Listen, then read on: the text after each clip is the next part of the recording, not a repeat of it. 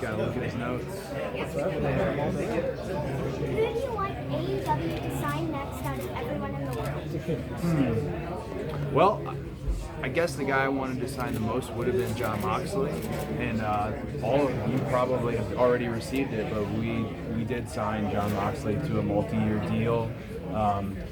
A really wonderful deal for AEW, and our presentation is the alternative, so that's the news tomorrow, and that was the guy I wanted, because what a story, you know. On one end you have this veteran guy like Dean Malenko, who left WWE after over 10 years to come play ball with us, and then you have Moxley, who was right in the thick of it. I mean, the Shield was the hottest thing. I got to be in there with those guys, with my brother and my dad. He took the last bionic elbow. So I just got this connection with him, and he has a connection with the fans. And I don't know if you guys saw, but when he was in the ring, he's literally like unhinging, and just coming out of whatever shell had been put over him. So I was just really happy. And I'm not happy he went after Kenny, but I was really happy. So Moxley, wish we did. Cody, I want to ask you about obviously the match with Dustin tonight. And the match with Dustin tonight, I felt this weird sense during the match, because it's no secret WWE didn't give you guys the WrestleMania match that you guys wanted to have. And I would argue it was the most emotional match of the night. People were kind of in tears about it. It was very real. And the idea that match wasn't deemed worthy of a pay-per-view is insane. Is there a weird sense of satisfaction now coming out of it that it went as well as you thought it would in your head? So, back when the situation came up where we might have wrestled at WrestleMania, we've talked about this before, I didn't want to do it because I wanted to do the ladder match that Mania, and I wanted to move away from Dustin because we have a very unique relationship, and in such a strange way, it's cathartic what happened. It is real between him and I. It's a different upbringing, a different lifestyle, and the prodigal son story is like dead on for who we are. But he's my brother, so I was so happy that he got to be out here, because these fans are so different, and he got to be there, and I wasn't. No, but by no means does he get retired.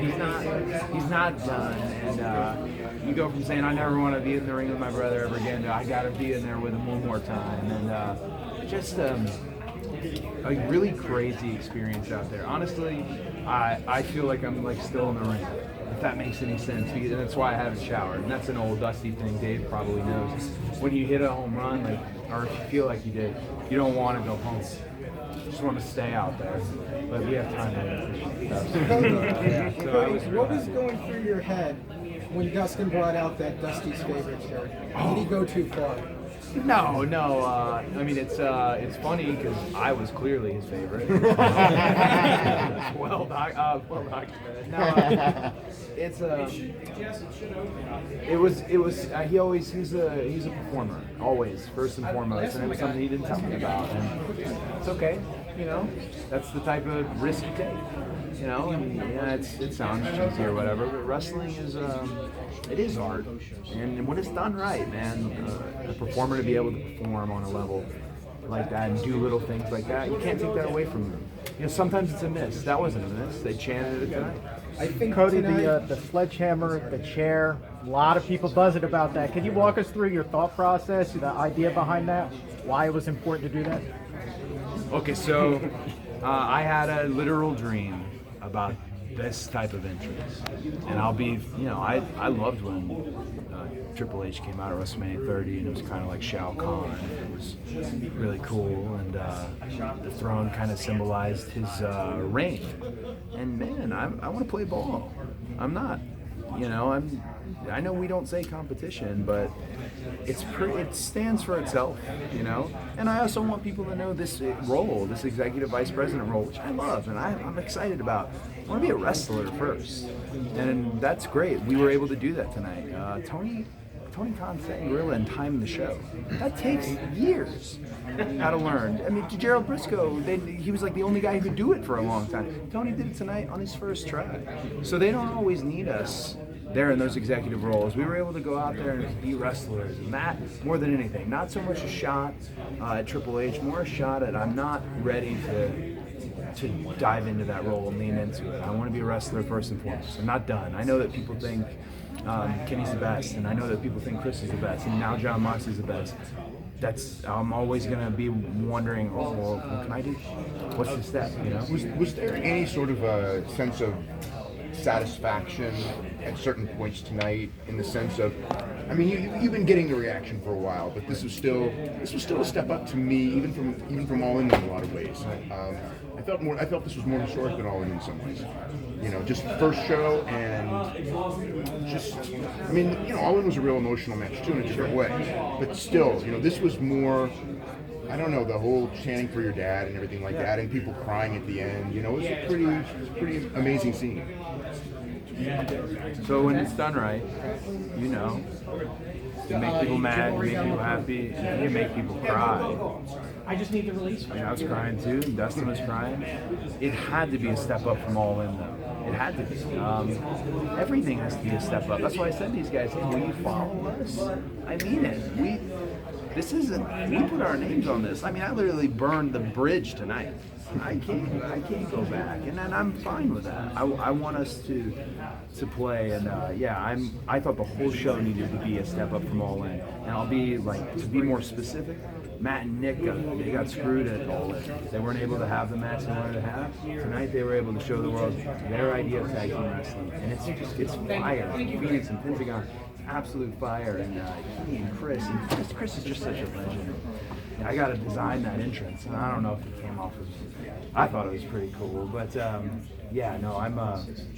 had to be better than All In, and I'll tell you the truth.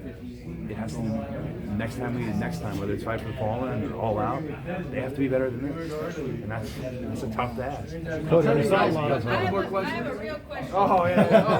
Who approved you to do media? Because I talked to the chief brand officer and she said you weren't on the media. I thought I was on the list. I know We got Mark. our lines I know Mark's got something. No one's complaining. Uh-oh. Excuse me, guys. No one's going to argue with this. There we go. We got a couple minutes for Cody. Cody, what's going on, man? There was a lot of symbolism in the show today, and do you feel like that you need to symbolize, or just go out there and perform at the highest level that this company can perform at? I think it was important that we provided a variety. You know, Eric Bischoff, that was something big, and it stuck with me. It was like the buffet. It's got to be a wrestling buffet, and that tag team match has to be tag team wrestling at its finest.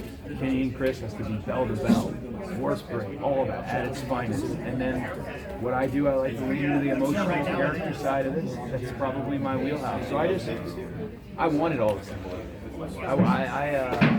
I think it was done right, and if, you know, I think I know it was done right because the people were so receptive to it, and that's just the best feeling in the world, you know. Now, had they booted out of the building, it could have worked for that too, but they were receptive to it. So I like the symbolism. I'll stick with the symbolism, and I think you're going to see a lot of great things out of everybody who's on this roster. There's a lot of people. Everyone who's on this roster, but particularly out of the guys, the 4 EVPs, we have a lot of pressure. You know, how will they handle this role? Brandy talked about diversity in this company, and I saw a lot of diversity in this show. Is that something that's intentional, or is it just that you're opening the doors for people of different genders, people of different colors, people of different races, ethnicities? How did you go about making that decision to have it be more diverse? I'm in an interracial marriage, and I've learned a lot that I would have never known. One time I told Brandy, I said, I don't have a racist bone. I said, I don't see color. And she said, well, then you don't see my experience. And I thought, oh, you're right. I can't just say that. You need to be able to see that experience and at least understand it. And the old territory system of just one, and a lot of folks may remember that. That's out. That's out. The best wrestlers are gonna field the game, and that's a very diverse profile. And I'm really proud of it. But I know we're not gonna make that. We're gonna promote them as wrestlers. You know, that's all the elements of diversity. We're not gonna make it a PR element for us, and that I'm really proud of because it's about the wrestling. After a big moment like this, you see people in Super Bowls and NBA championships say they're going to Disneyland. What are you going to do? So this is funny. Literally, and Joey Ryan knows this because I put him on the reservation. We're going to Disneyland for 3D Galaxy. Get out of here! So literally, I put Joey on the. He doesn't know. Now he does. Yeah.